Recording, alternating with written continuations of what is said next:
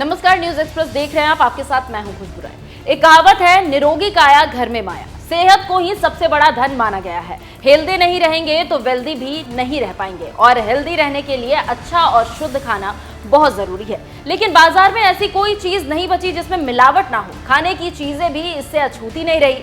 खाने पीने के सामान में मिलावट के मामले लगातार बढ़ते जा रहे हैं। फूड पॉइजनिंग से लोगों की जान भी चली जाती है।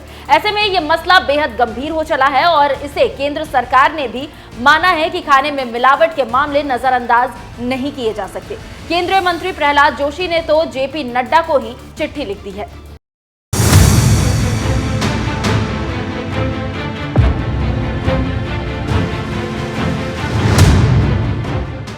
आटा, दाल, घी, तेल, पनीर से लेकर खाने के हर सामान की मार्केट में एक कॉपी मौजूद है। यानी असली घी है तो नकली भी है, असली तेल है तो नकली भी है। इस तरह रेस्टोरेंट और बाजारों में नकली पनीर भी धड़ल्ले से परोसे जा रहे हैं। खुद कंज्यूमर अफेयर मंत्री प्रहलाद जोशी ने यह मामला उठाया। उन्होंने स्वास्थ्य और परिवार कल्याण मंत्री जेपी नड्डा को चिट्ठी लिखकर एक्शन की मांग की है। उन्होंने पत्र में लिखा, देश भर में फूड जॉइंट्स, रेस्टोरेंट और बाजारों में नकली और मिलावटी पनीर बेचे जाने के मामले बढ़ रहे हैं। इन मामलों से खाद्य पदार्थ की क्वालिटी और सेफ्टी के बारे में लोगों की चिंता बढ़ रही है।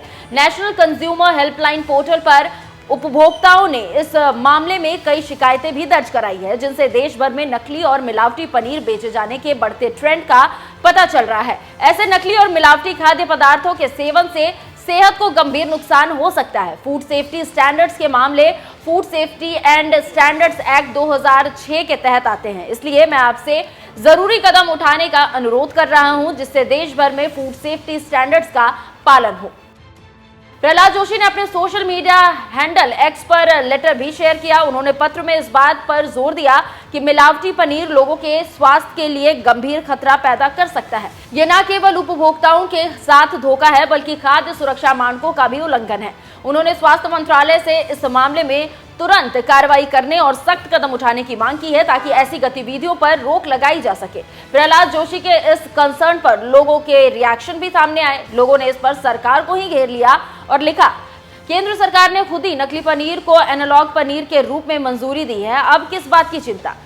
वहीं एक और यूजर ने लिखा, असली पनीर तो मिल ही नहीं रही, 99% नकली है।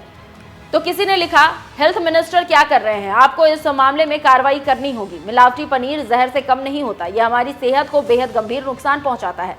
ऐसे में मार्केट में मिलने वाली पनीर की टेस्टिंग बहुत जरूरी है। ऐसे करें नकली और असली पनीर की पहचान। सिंथेटिक पनीर हाथों के हल्के दबाव से भी आसानी से टूट जाते हैं। असली पनीर सॉफ्ट और स्पंजी होते हैं। सिंथेटिक पनीर को आसानी से नहीं चबाया जा सकता, ये रबड़ की तरह लगता है। सिंथेटिक पनीर के स्वाद में खट्टापन भी हो सकता है, जबकि असली पनीर में दूध जैसी फ्रेश महक आएगी। नकली पनीर की पहचान के लिए उसे पानी में उबालें, उसमें कुछ बूंदे आयोडीन सोल्यूशन की डालें। अगर पनीर नीले रंग में बदल जाए तो इसका मतलब उसमें स्टार्च मौजूद है। असली पनीर पकाने पर सुनहरा या भूरे रंग का हो जाएगा, जबकि सिंथेटिक पनीर पकने पर टूट या पिघल सकता है। अब तो खुद केंद्रीय मंत्री ने भी खाने के सामान में मिलावट पर चिंता जताते हुए अपने ही साथी मंत्री से एक्शन लेने की मांग कर डाली।